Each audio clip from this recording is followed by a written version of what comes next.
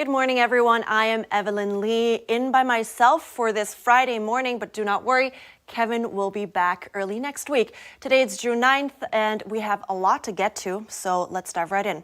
At the beginning of the year, 96% of workers were looking for a new job, and it's getting more common for people who are unsatisfied to consider a career change. But how to go about it? I spoke to Deb Harrison. She's a consultant who focuses on growth for both individuals and businesses. I asked her for tips and how to know if a career change is the right decision. So there's a few different things I like to ask people when they come and they say that they're looking to make a career change. So the first question is the reason because they feel unhappy in the position they're currently in and they're looking for a change for that reason? Or is it because there's something that's changing in the economy or in the industry that they're in where they feel like a career change is going to be more beneficial to them? And the reason that that's helpful right at the get-go is this more of an internal need to change, or is this more of an external need to change? So where do we want to focus on where we go next? And once we've kind of really gotten down to that specific component of why is the change necessary, why did they get into the career that they got into to begin with? What made them, what were the skills that they had or the things that they were really interested in that made them choose the path that they originally chose? And that helps us to kind of peel back some of the layers of where might there be overlaps in terms of where they're going to go next? Those are really interesting questions, which brings me to my next question of why, how do we know that this is maybe the right choice? Because a career change is a big step. So especially for people that are or pretty much established mid-career. So how do we know if this is actually the right step to take? So I usually, and that's great that you're posing that question, because a lot of times people, I think, are meeting frustration in their role, and they may think, okay, it's time for a career change, and it isn't necessarily. It may just be time to change the way that they're functioning in their current job. Historically, there might have been more of a, well, you're not feeling satisfaction, but you're going to just carry on because you really can't change paths at this point.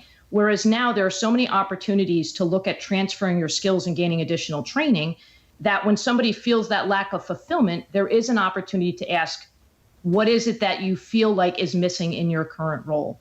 Is it that there's a skill set that you have that you really aren't being able to use, and you know that that skill set is something that you really get excited about when you're using?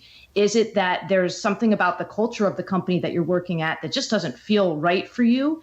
And you've talked to other people who are in similar roles at other companies, and they share that frustration. And okay, this isn't just this company. This is kind of an industry thing. So if you're feeling that internal feeling of I'm not fulfilled, I'm feeling stressed out about going to work, whether it's because of the workload or the emotional intensity of situations going on, then it's time to start thinking about changing your direction, because you really don't need to be locked into that path. And now for those people that are now coming to the conclusion, yes, I should, what are your top tips on how we should prepare, that the career change will actually be successful? Sure, absolutely. So the first thing I say is make a list of skills, and this falls into two different categories. You have your actual job role skills that may have come from past positions that you've held, and then you have I like to call it the life resume. Right? If you've raised kids, if you've overcome an injury, those are skills that very much can be transferable to specific roles in a different industry. So we like to make those two lists of what are your skills and strengths, and then an additional list of what are you interested in. And then the next thing is making sure that you are taking advantage of opportunities, whether it's working with a coach or a mentor or somebody in your personal and professional network, to reevaluate your resume, reevaluate your LinkedIn profile, which is really big right now. I would say your LinkedIn profile almost really usurps the resume at this point, making sure that it's updated and it's reflecting your changing goals. So even if you've got this really great kind of capture of everything that you've accomplished in your career, you want to make sure that you're putting in there points that speak to how you are prepared to go in this new direction. And you may find that there are areas that you need to take training on, and there's a lot of free training available out there, so you want to take advantage of that.